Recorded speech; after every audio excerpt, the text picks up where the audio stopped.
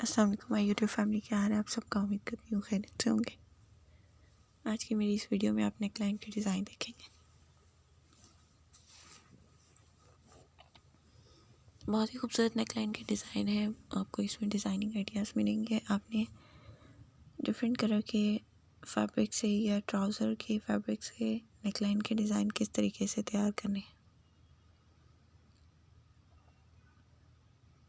अगर आप मेरे चैनल पर न्यू हैं, अभी तक आपने सब्सक्राइब नहीं किया, तो रिक्वेस्ट करती हूँ आप सबसे पहले मेरे चैनल को सब्सक्राइब कर लें।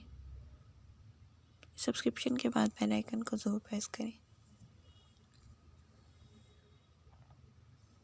ताकि लेटेस्ट वीडियो जो भी मैं अपलोड करूँगी उसका नोटिफिकेशन सबसे पहले आपकी स्क्रीन पर आए।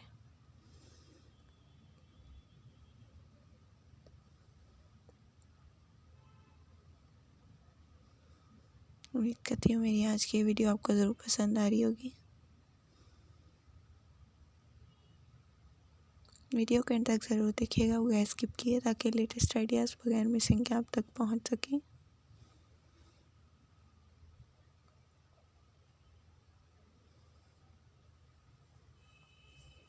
अगर आप मेरी वीडियोस को लाइक करें तो अपने फ्रेंड सर्कल में ज़रूर शेयर करें।